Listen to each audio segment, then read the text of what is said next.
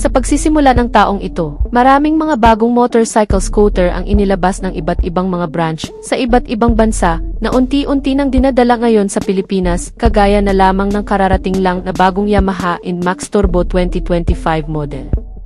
Hindi pa man masyadong nasisilayan ng marami ang bagong modelong ito ay may mga bagong motorsiklo pang inilabas ngayong taon ng iba't ibang mga brand na mas maganda pa raw sa Yamaha NMAX at yan ang iisa-isahin natin ngayon. Ang mga motorsiklo na siguradong mapapabilib ka na lang sa ganda ng mga format, mga katangian na dinadala ng mga ito kasama ang mga kabuang presyo ay aalamin natin.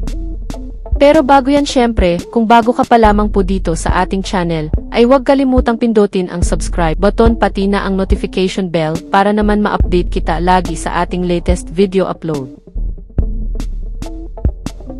Ito ang bagong Hero Zoom 110cc. Isang Indian brand na kakapasok lang din sa Pilipinas, pagdating sa forma, modern and sleek design. Ang headlight nito ay naka-LED projector light with corner bending lights, kaya every time naliliko ka, makikita mo kaagad ang daan sa gilid kapag gabi, parang kagaya ito ng mga big bike. Maliwanag din ang headlight nito, kaya hindi mo na kailangan magpalagay ng mini driving light, at very premium ang design nito, very modern talaga. Ang mga turn signal lights naman nito ay nasa taas kaya kitang-kita kaagad. Medyo may pagkakapareho sa Suzuki Avenis 125 ang forma ng kanyang mga turn signal lights, at sa TV is in torque 125. Pagdating naman sa tail light nito, pa-X ang design nito, naka-LED na din at nakahiwalay ang kanyang mga turn signal lights. Sa meter panel naman, ito ay naka-fully digital display, very user-friendly. Meron pa itong clock kaya mamomonitor mo kung anong oras na, at ang maganda pa dito, meron pa itong Bluetooth connectivity. May mga convenient features din ito kagaya ng built-in charging port, kaya pwede ka na mag-charge ng cellphone mo at merong dalawang bulsa na malaki dito sa harapan. Tig 1 liter ito kaya meron kang paglalagyan ng tubig mo, cellphone o kahit na ano, very convenient at safe na safe ang ilalagay mo dyan dahil malalim ito at meron din itong hook. Merong hook sa harapan at merong retractable hook, kaya kung marami kang dala-dala hindi ka na mahihirapan. Malaki din ang legroom nito o ang kanyang footboard, kaya perfect na perfect din pang araw-araw, lalo na kapag galing ka sa grocery or sa palengke, hindi ka na mahihirapan sa mga bitbitin mo. At ang maganda pa dito, mataas ang kanyang ground clearance, 155mm, kaya safe na safe ito sa mga lubak-lubak, maputik, at matataas na humps. Sa ilalim ng upuan nito, meron itong 18-liter storage, kaya may paglalagyan ka pa ng mga gamit mo dito sa loob. At ang maganda pa nito ay merong ilaw ang kanyang underseat storage, kaya kapag kagabi ay madali mong makikita ang kukunin mo dito sa loob nitong U-Box.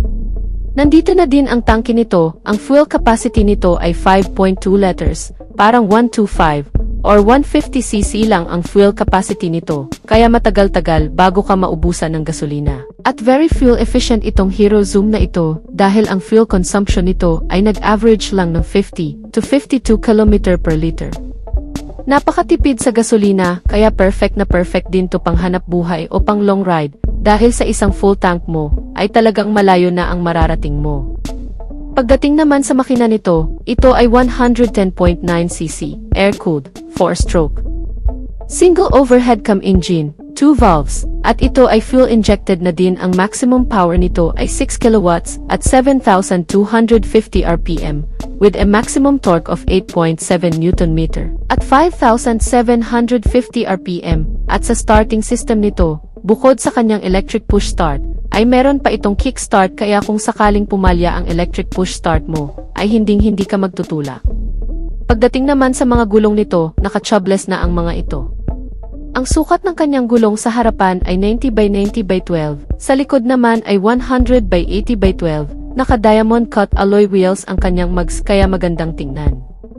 Pagdating naman sa preno, dito sa harapan ay naka-disc brake with 2-piston pat caliper. Sa likod naman ay naka-drum brake at malakas ang kanyang stopping power dahil naka-2-piece ang caliper na siya sa harap. Sa suspension naman naka-telescopic fork dito sa harapan. Sa likod naman ay naka-single shock at ang seat height nito ay 770mm lang kaya perfect na perfect sa mga average height.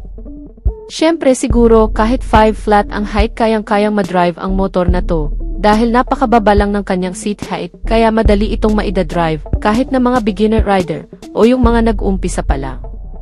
Pagdating naman sa presyo nito, sobrang affordable lang. Dahil 69,900 pesos, sobrang affordable lang talaga ang bagong scooter na ito.